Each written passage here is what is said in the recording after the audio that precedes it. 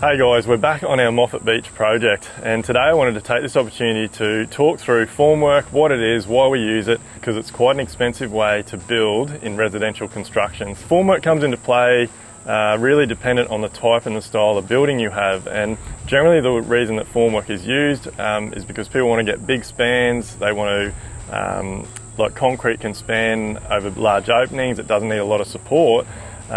But on this particular job, we've had to use formwork because, as discussed in previous videos, we've got this overland flood issue on this site. So you'll see here, I'm actually sitting on the bearers and joists that the formworker has installed. In our past videos, I've talked through the screw piers, the foundations, the columns that we've built up out of the ground. And now our formworker is here. So this one's quite a complicated little job. Even though it's only small, you'll see that the formwork is actually only 450, 500 millimeters off the ground.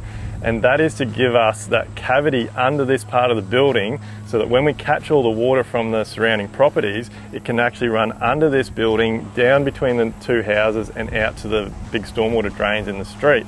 We also have some huge stormwater pipework going on underneath here to catch all the excess. So formwork basically is temporary.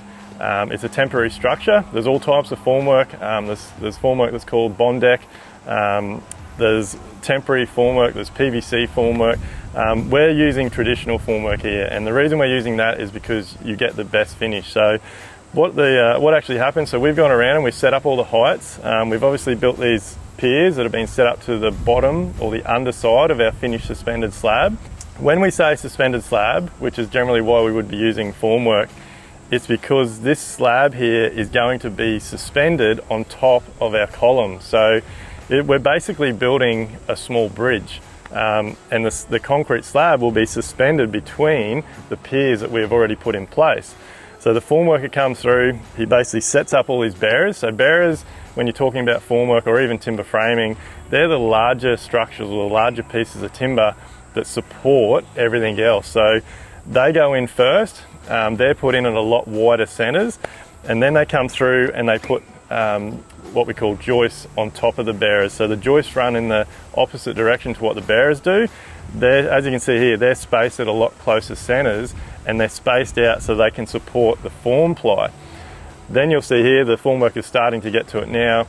Once they got all the bearers and joists in, they're all set up perfectly level. There's a lot of support under here because basically the formwork holds the wet concrete, so it holds all the reinforcing steel while the concrete's getting poured, and then it supports it for a minimum generally of 10 to 21 days, depending on the size of the slab and what the engineers recommended.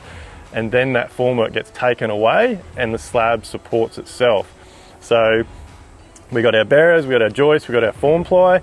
Once all the form ply is laid, on this particular job here, we've actually got a concrete hob that runs around the perimeter. So we'll show you some more detail on, and we'll do a video on that, but it's basically a concrete hob that will sit up above the slab, and that will become the base for our CLT panel. So a lot of detail is going to go into that, so we'll keep you updated on that.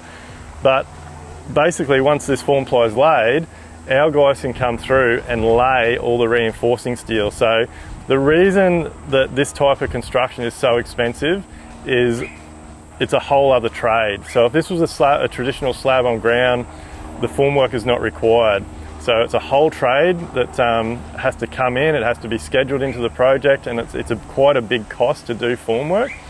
And it's also a slower process. So when you have when you have a project that involves a suspended slab, it's not just throwing what we call standard slab mesh or slab fabric down on top of our prep surface. We now actually have to come through and lay all individual steel bars. We set up a big grid system, or we call it fabric, and there's 4 layers of that. So that all gets set out, and we'll do another video on that. But that's basically a quick rundown on what formwork is, why it adds cost to your projects, and a typical reason why would you use it.